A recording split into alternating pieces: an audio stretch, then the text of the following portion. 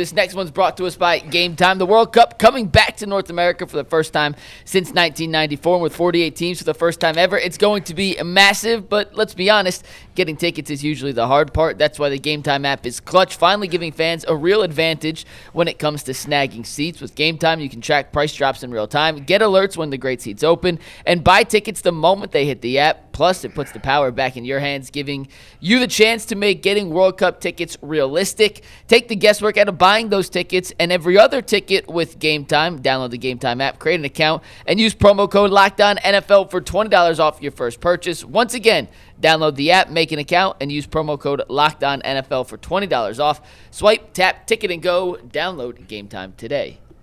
Guys, the Browns had 2 4th-and-1 calls that did not work yesterday against the San Francisco 49ers. On the first 4th-and-1 attempt, it was the first half, Quinshon Judkins got tackled 2 yards behind the line of scrimmage, didn't have a chance. In the second half, as the play was unfolding, we were sitting here on live stream saying, what is going on? Call a timeout. This is a disaster. They're not set. They snapped the ball with half a second left on the play clock. Fannin fumbles. San Francisco recovers and ends up scoring. Didn't matter if they recovered or not. You're right. Anyway. Didn't matter, but San Francisco ended up recovering and scoring. Do you guys hold Stefanski responsible for those 4th-and-1 failures, or does that go on the players for not executing? So here's what I would say about the first one is an execution failure. What are you going to do? I mean, like, I'm not. Is there even an argument? Of course you go for it on the fourth one. I mean, Joe Bitonio just missed a block. Yeah. The second one. And Conklin. Conklin was like Superman flying through the air. Judkins has been playing well. There was no reason to believe that. And missed a block. That first one was in 49ers territory. I don't remember where it was. Yeah, they're exactly. Like the 31-yard line. Yeah, that was it. Like that. So the second one, a lot of people got worked up that they went for it, period, there. I had zero problem with them going for it in that situation, because it was like fourth and inches. I actually thought watching it back, I thought they got a bad spot, because he was like. Yeah, I thought he almost got the first down, or maybe he was like an inch away. And when they marked it probably about 2 feet, so it was about 4th and 2 feet. Right. I mean, what difference does it make? You fumble the snap. To me, I'm going for it there, because. You know how I read that? Yeah. F it, we're 3-8.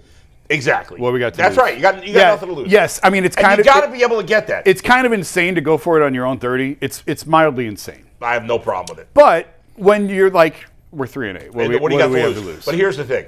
Jesus. This is where I blame Stefanski. This is crazy. You have to call timeout there. Yes. Because they had an offensive lineman running on the field with like 15 seconds to go.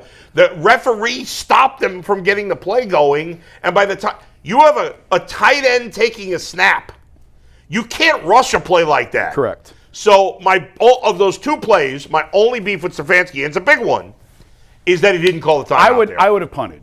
I just said F it. So you got 2 beefs with him. Well, you would have punted. I don't care. I would have gone for it. I would have punted. You're on your own 30. Even if you make it, even if you make it, you have 70 yards to go. I hear you. I think I understand what he was saying of right, F it. You have to call timeout. You have to call timeout. I actually didn't have it, and then I'll let you go. I didn't have an issue. I know it's going to sound insane with the tight end. They did this with Harrison Bryant for years. I don't have a problem with it either. This is what they've done. But you can't rush it with the tight end. When you rush it, that's the first time he's done it, correct? Yes, I think. And you're doing it from your own 30? Yeah. So I don't have an issue with if Fannin's going to be their short down quarterback sneaker. Well, they did it for years with Harrison Bryant. Nobody said a word. I hated it then. But when you combine it with the fact that you rushed it, you're on your own 30, and you're doing this for the first time, then it ended up being a disaster. It's mildly insane. He deserves blame, no doubt. So I've always had a problem, and we go back to the Harrison Bryant, and I've been screaming about this for 3 years. I don't understand what his infatuation is with tight ends and handling the football. They do not. You got to think about this. I get it, but tight ends do not handle snaps under center. I'm not taking, mind you. I think Luke Whippler was the backup quarterback, the center in the game at the time. Poachich had come back in. Okay, Poachich is in. Yeah, you got a tight end in an inclement weather game, taking a snap in your own end zone, in your own territory. Yeah. No, I'm not taking. And rushed, which was the most egregious part. And I'm not taking the quarterback out of the game. If you're going to do that. Well, he was in the game. He just wasn't. Yes, he's not handling the snap. Would you have been okay with Judkins taking it there? No, I don't want nobody under center taking no snap, because the center exchange in a muddled up thing, you got to understand. When you're getting that scrum in its condensed version, it's a lot of bodies. So now the center, there's somebody over the center. There's a reason why when you do kickoffs or when you do field goals, you're not allowed to hit the center. Right? The center has to now snap the ball with grown men, 3 of them in the A-gaps. And now you're having Harold Fannin Jr., who's not used to taking those snaps. Right. The biggest egregious part of it is this. Kyle Shanahan, in 3 opportunities, the 49ers got out of the huddle late and looked like they didn't know what they're doing, or the clock was running down. You know what he did? Timeout. You have to. That was he got his team in an opportunity in the right play. They were 3 for 3 on those third downs that they needed to get. It was pivotal. In that place, all you got to do, Kevin, when you see him, because you're not calling plays no more, when you see it, I need you to be locked in on the time management. If you see guys trailing in, they had to stop a lineman coming in. It was guys had to get up and shift over there. No, timeout. And then you can decide. Maybe you don't want to do it and you punt. Or maybe you come in, get another play and run something different. But you can't. It's too pivotal in the game to give the ball over inside your 30. And if you blow it, well, the game's over, so you don't have the timeouts don't matter anyway. Right. So you got to use the timeout there. Did you have a problem just in general with them going for it? It's risky, but look, I'm a gambler a little bit. If the running game, here's the thing. If it was a regular play where Quinshon Judkins was getting the rock and I got the quarterback to taking a snap and we just gonna live what we gonna live with, I got a problem being cute. If you're gonna run the ball, put it on your best player, your best runner, and get the snap off unless he mano a mano. But I'm not gonna get tricky and put Harold Fannin Jr. to take the snap. I don't like what he does with tight ends, period. I don't understand infatuation. I don't get it. I hear you. I could live with the tricky. I could live with it. But I can't live with it tricky and rush. Well, I can't have tricky and rush. It ain't the last time you're going to see Harold Fannin take the snap from that's true. This is clearly going to be when they go to the quarterback sneaker, he's going to be the guy. Because with Deshaun didn't like doing it. He didn't want to do it. Yeah. So they went with Jacoby, and then they went with Harrison Bryant. Jacoby. And now it's going to be. I mean, you can't have Dylan doing it. There are a bunch of teams that use the tight ends as their short yardage sneakers. Kelsey does it in Kansas City. Andrews does it for the Ravens. We saw him in that little sneak out, fake sneak against the Browns. I'm probably in the minority that I don't have a problem with it. I can't do it rushed. I can't have a tight end take a snap rush. Him not calling the timeout was criminal. Yeah, that was just ridiculous. It's not like that's the first time. I'm sure they've ran this all year long. It's not the first time Fannin's ever taken the snap in practice. Eventually, you're going to have to do it in a game. I just wouldn't want to do it for my own 30 is the first time. It doesn't make sense. It's a combination of 3. Let's run it for the first time on a 30. Let's have people run it in late. And then let's do it like at a position in the game where, like, you're only down. How many points are you down at that point? It's 10-8, wasn't it? It was 10-8. Yeah. It's 10. Oh, it was 10-8. Right. Yeah. And that's why I would have punted. And it's a nasty weather game, Bull. If you're 10 yards further up, 15 yards further up, all right, maybe.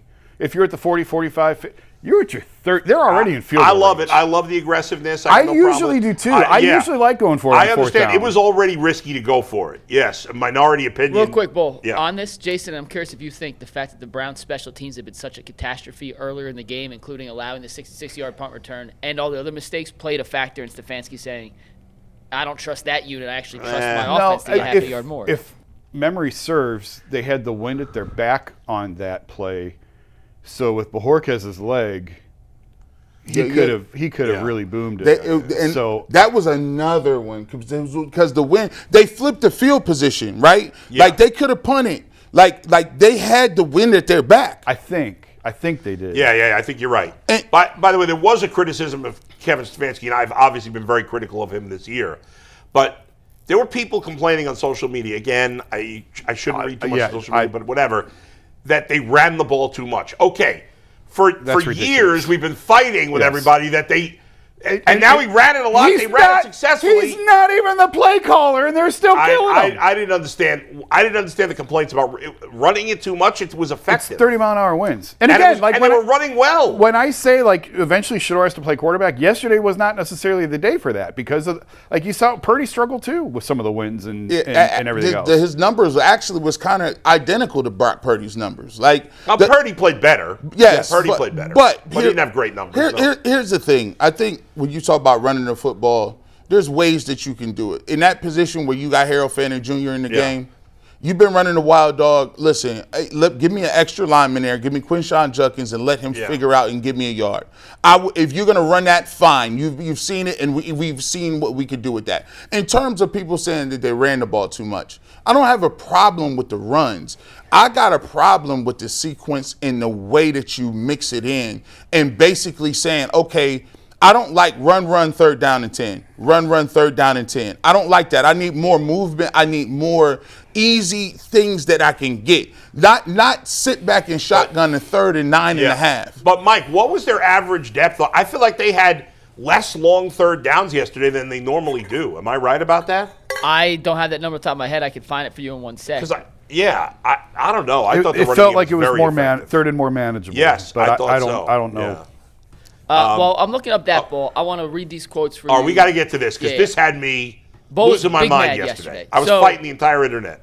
I would love to play the exchange. We cannot play the exchange anymore. So I had to transcribe this into quote cards. There was a question in the post-game press conference. Scott Petrak, I believe. Scott Petrak, asked Shedeur the question. This is the question and response and then the follow-up and response. Okay. This is what happened in the exchange. Scott Petrak asked, on those 2 4th and 1s that didn't work, did you like Kevin having the aggressiveness there, even backed up in your territory? Shedeur responded with, quote, I mean, first, that's a rude question to ask if I think it was a great call by my coach. Then Scott responded, did you like the aggression? Did you like the call? Shedeur's answer to that was, quote, I like being out there, so whatever that comes with, it comes with. We're not going to be here and ever point fingers at no coach or do anything like that. That's extremely disrespectful, and that's not even in my place. So I'm thankful for being out there, honestly, and I'm thankful that he trusts us as an offense to be able to go out there and to be able to execute. Did we execute? No, we didn't, but I'm just thankful that we have had that trust. Bull? All right, so most of what he said is fine. I don't care. Here's my beef with this whole situation. Because, of course, everybody now decide. Once Shedeur said that's a rude question, which was not a rude question. It was a completely normal question. Do you disagree, Jason? No, not at all. It was a completely normal question. Then everybody decided that Scott Petrak was looking for a gotcha moment for Shedeur Sanders. It's ridiculous. Can I tell you something? If anybody out there, give me one example. How long has Scott Petrak been covering the Browns? 20 years, 25 years. Give me one example of Scott Petrak in 20 years asking a gotcha question. All right? And people were like, Bull, you're just defending the media. Jason, who craps on the Cleveland media more than me? Nobody. Nobody, all right? I can be a total D-bag to people in the Cleveland media. If I think a media man or woman asks a stupid question, I will be the first one to say it. He was giving Shedeur a layup. Yep. He tried to alley. That's what Scott Petrak did. Scott Petrak was alley-ooping Shedeur, and Shedeur blocked the ball. That's what happened. Now, it's not that big a deal, but Scott Petrak was giving Shedeur a chance to say, of course, doesn't every quarterback want their coach to be aggressive? Yes. Go ahead. The last third of what he said is all he needed to say. Yes. I love that my coach had faith in us. Sorry we couldn't get it done, or whatever it was. That's all he had to say. You look like you're looking for a fight when you say that's rude. It wasn't a rude question. There was nothing rude about it. Cam Ward was asked basically the exact same thing yesterday. How many after the Tennessee game. Players have been asked that a million times? It's a standard. If Shedeur had not said it was a rude question, if he had just given the rest of the answer, nobody else would have said it was a bad question. No. Nobody else. It became a bad question when Shedeur said it was a rude question. It was not a rude question in any way. That's why Scott was so taken aback and said, no, I just mean the aggressiveness. Scott Petrak doesn't ask gotcha questions. He is not that type of guy. I don't know him that well. I do know but I know him enough. You know him much better than me. He's a freaking He's pro. not asking gotcha questions. Stop it. I'm not saying people don't ask gotcha questions. There are people who do ask gotcha questions. And maybe if it was another reporter, I would have agreed. But Scott Petrak doesn't do that. Let me give you some context. Yeah. So here's the context. Okay, go ahead. We'll start with this. I don't believe Scott Petrak. I know him well enough to know that I don't think it's an I got you question, right? Here's the thing. This goes back to last week. Right. Both two things, when you take a look at it, they both play into one. So then when they asked the question last week, Shedeur Sanders, does your supporters think that you're trying to sabotage Kevin Stefanski, right? And so he says you're trying to start trouble, right? Right. That whole thing happens, people go crazy. Right. Now, he says, bro, I don't control that. I don't control what my people are saying, how we're doing. Listen, I'm just here. I'm trying to get ready for the game. Now, you come into this thing, when you have people ask those type questions, right? There's a tendency for you to get defensive. Here's the thing. When you're talking about the coach, at this point, with Shedeur Sanders in a better eloquent way was saying, listen, man, I'm a rookie. I'm never going to question whatever my coach wants to do. Whatever he want to do, I'm not going to question it. But you guys keep asking me about this stuff about my coach and Kevin Stefanski. That's not my place. But that wasn't an unreasonable question. Quarterbacks get asked that all the time. But what I'm saying to you is you got to take it into consideration of what happened prior to that. Why? It was one question. And again, that was not an inappropriate question either. Listen, Kevin Stefanski was asked the same thing. Here's the thing. Yeah. Listen, if you take a look at it, I'm giving you why he said that was a rude question. And sometimes you can say something and it could be not meaning that it was talking about you specifically. You could just be in a situation where you like, man, listen, it's the heat of battle. I listen, y'all stop asking me questions about my coach, right? And if you think about it, I think halfway through the situation, he's like, listen, guess what? I'm not trying to be mad at my coach. I'm just happy to be out here. Right, but nobody was asking him to be mad at the coach. But what I'm saying is half of what he's saying comes from the context of he's in a position where they're posing it. You damned if you do, you damned if you don't. Not. Right, hold on. Because before last week they said you could have just answered the question and said you could have backed up for Kevin Stefanski. Right. You could have stood up for Kevin Stefanski last week. Yeah. And you didn't do that because that person asked you and it was a layup. You should have just said, no, Kevin Stefanski is not sabotaging me. That's what Jay wanted you to say. And he said. And by the way, if he really truly believes Kevin Stefanski was sabotaging him, if he truly believes that, I would not have had a problem with him saying it. I would not have ripped him for saying it if he truly believed it. Now, if he said that, you know good and well he's getting canceled for that. 100%. No, nobody gets. Everybody that complains, nobody ever get. Who's actually really been canceled, by the way? All the people that say. So what Cosby? I'm saying. Yeah. Only Cosby. Right. Like he kind of What I'm saying though is. Yeah. If I don't care if Shedeur Sanders said exactly what he meant in that moment and said, you know what? He is trying to sabotage me. He's not, people would say he's a 5th round pick. He's not that good on the football field and it's not worth it. We just sat here and talked about it. Yeah. Like if he doesn't play well, the stuff that comes around him, people are saying he can't even be a backup because it ain't worth it. So what he's saying to you is, look, man, I'm happy to play. I just want to go out here and play. Whatever, it's the coach's decision. Right. But gee, should he? Let me give you. I'll give you this. Go ahead. I'll give you this. Yeah. In the hindsight, should he have picked a better word than saying rude? Probably, right? If he were asked about it, I think he would say rude wasn't the best word. He could have said, "Listen, that's inappropriate for me to answer. Kevin Stefanski calls the plays. I go out and execute whatever Kevin Stefanski wants me to." But in the end, he wasn't even asking him. All he said is, "Did you like the aggressiveness?" And doesn't every quarterback want the coach to be aggressive? Like, why would he? What quarterback doesn't want to go for it on 4th and 1? Right. Exactly. So all he had to say was, "Of course I want to go for it." Yeah, that's it. Here's the thing, but he's not the only quarterback that gets asked that question. But here's the thing: we just established that we said he has a article and a news base and a celebrity and a polarization that is second to Johnny Manziel and Tim Tebow. Right. So I don't know, second. I think it's the first. So anything he says, whether it's Rex Ryan, whether it's the coach, whether it's what cleats he wants to wear, it's going to be blown completely out of proportion. He's the one blowing it up by saying things it like it's nothing. a rude question. You're looking for what did he say to Shedeur? I don't remember what he said to Shedeur. Yeah. Something about you're trying to start trouble or something like that. You are making it more than it needs to be when you say things like that. But I agree he was starting trouble. Hold on. I completely agree. Here's what I'm saying. Yeah. I completely agree. When you ask me, you ask me about my supporters, like I got cult followers or something. Well, he does. Listen, I don't control those individuals. Okay, I don't answer for people. But this question is you could make an argument that the Shedeur question shouldn't be asked. I think it was fine, but you got at least admit this has nothing to do with his supporters. This is him saying, Scott Petrak was 100% saying, "Don't you love it when your coach is aggressive?" To give him a chance to say, "Of course I love it." If Shedeur had answered the question, can you bring up Shedeur's quote again, Mike? Yeah, 1 sec. Because if Shedeur had answered Scott's question without the first part where he said, "That's a rude question." So this was the first response. I mean, that's a rude question to ask. You want the next one? Yeah, go ahead. Start the answer at, I'm thankful for being out there, honestly, and I'm thankful that he trusts us as an offense to be able to go out there, be able to execute. Did we execute? Yeah. No, we didn't, but I'm just thankful that we have that trust.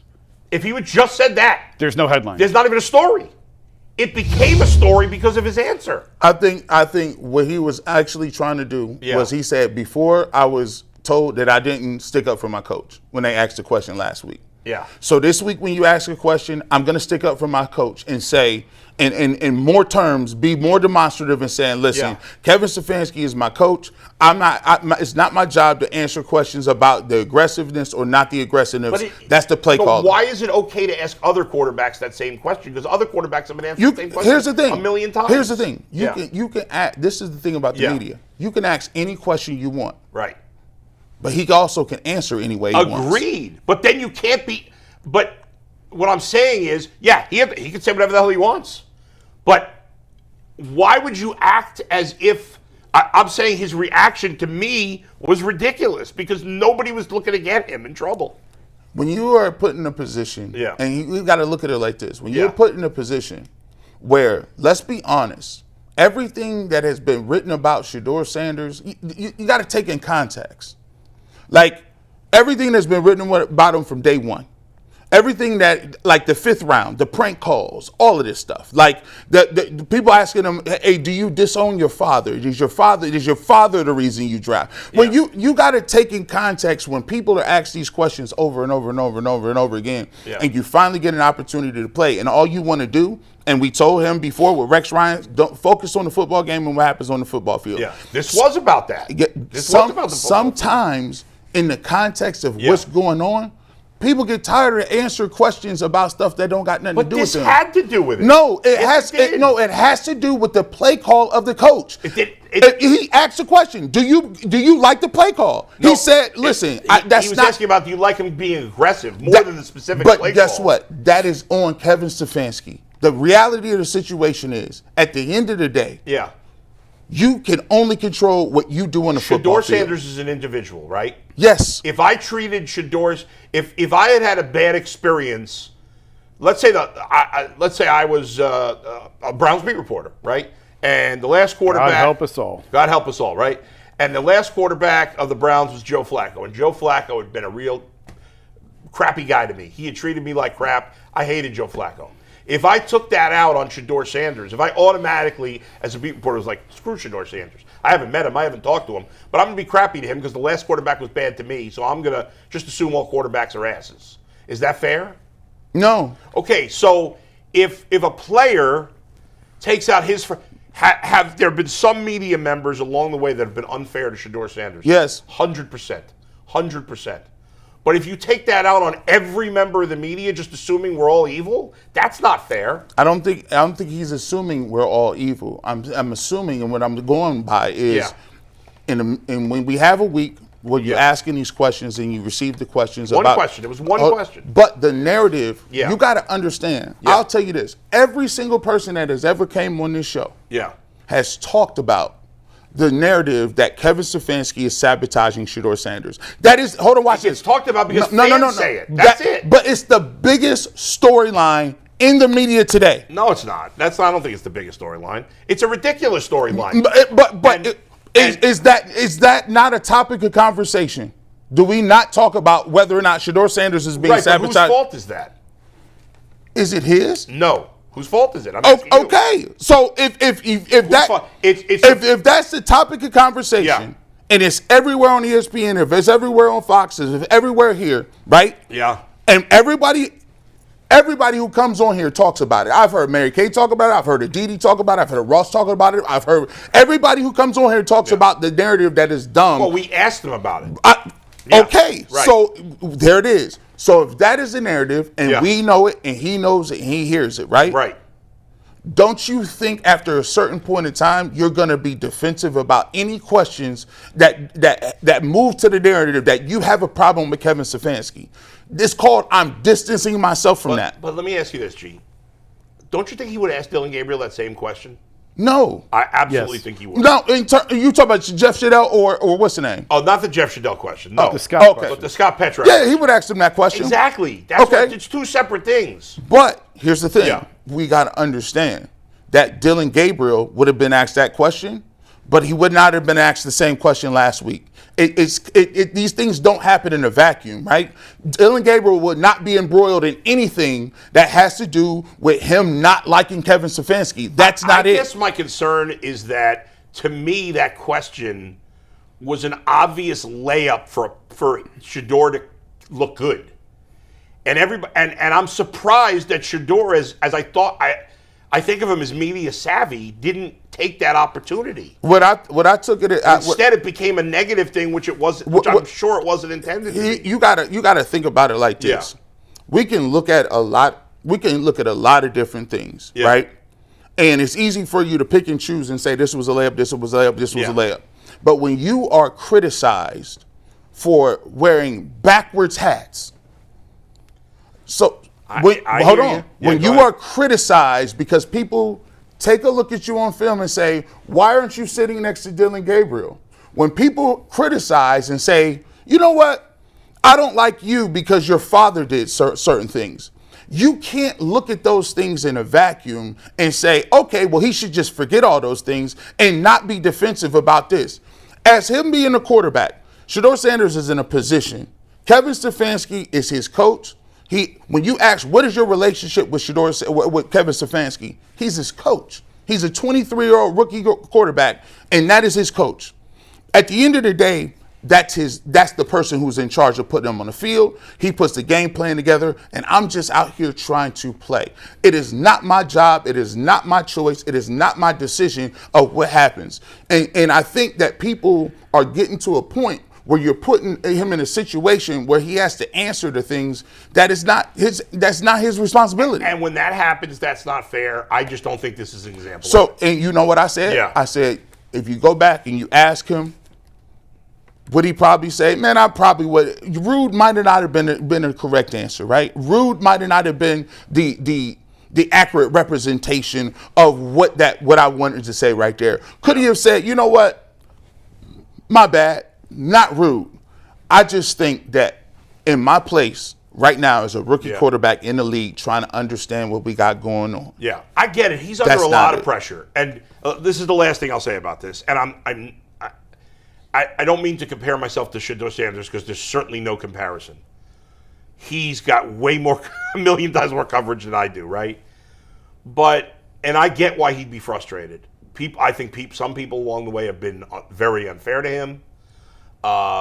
And people have picked on things with him that they wouldn't pick on with other things. On the other hand, he does have a lot of people also going to bat for him, in some cases over the top, in my opinion.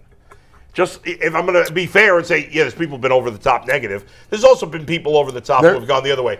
You know, anytime I've been in this game a long time, I had never been called racist, ever. And anybody that knows me obviously knows I'm not. Mm-hmm. I've been called racist a couple of times when not even knocking Shedeur, just for not kissing his ass. And I'm like, okay, well, this is just what I got to deal with. There are media members in Cleveland who are 100% taking it easy on Shedeur because they're afraid of being called racist. I refuse to do that because I, like everything else, will call it like I see it. And if people don't like that, I got to live with the consequences that come with it. And I don't know how this connects to Shedeur. I've confused myself here in the moment. The point is, like, I'm not going to, no, I do know. I'm not going to allow, like, a few people calling me names or whatever, fat comments, racist comments. I know who I am, and so I'm not going to treat others crappy because of that. Now, again, it's not a fair comparison because Shedeur gets 7 million times the percentage of crap that I get. But I would hope that he wouldn't take it out on everybody because some are crappy. I'll give you a cool example. Yeah. There's a point in time, this is part of it comes with it. Yeah. When Baker Mayfield was here and people started to say that Baker Mayfield wasn't good. Yeah. Or needed to be moved. Yeah. There was a whole big thing. If you said we named it a term, it was Baker Bros, right? Yeah. You know, like it was a whole group of. So it comes. I still prefer Master Bakers. See, it comes with the territory. Like it's just if you say something about the quarterback, we're not even gonna go to Deshaun Watson. That whole thing. Yeah. Listen, that whole thing. This was other stuff put on it. I'll just say this. When you got to look at the context of what goes on.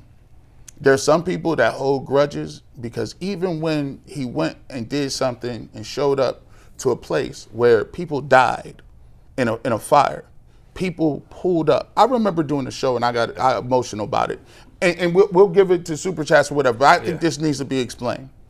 When he pulled up and showed up for them people and them kids in them projects, there were people literally writing that it was a publicity stunt. And those people should be admonished for it. That is highly, you got to understand something. Right. For you to go to a disenfranchised place and to give of your time freely and to do that with people that, frankly, people don't show up for them folks, period. Right. You ain't show up. You ain't going to them projects. You not pulling up with them people and they lost everything. That community is disenfranchised. They don't got nothing, right? But if he showed up to that, I respect him because he would. Look, to me, let me just tell you this: he ain't got to. If he throw touchdown passes, that's cool. But if he throws some interceptions and he ain't no good, you know why I mess with him? It's because what he do for his people and what he's done in the community. I just said it the other day. Deshaun Watson, I bigged up him. Thank you for going out and giving them turkeys. You ain't the quarterback, right? I appreciate you. Shout out to them. I care about what you are as a person. So sometimes people gonna get a little in their feelings when you write that stuff, and you're gonna be a little defensive. We gotta realize he's still a 23-year-old dude. The way the pressure and the things that we putting on him and Dylan Gabriel and all that we just said, Brian Hoyer. Brian Hoyer is now able to sit here and talk about that today. But some of the questions that he got, it was very difficult for him to deal with. All I'm saying is, at the end of the day, let's realize that these guys are under pressure. He'll have way more time. He'll have a lot of other press conferences to go to. Sometimes he's going to say things he probably shouldn't say. Sometimes he is. But always remember this, too. Sometimes he don't control his relationship with Kevin Stefanski. And I want people to stop trying to act like it's Shedeur versus Stefanski, because Shedeur is not saying that stuff. He's going to practice doing this thing. You deal with the outside noise on the outside. That has nothing to do with him. And I think that's the frustration level and the way he answered that.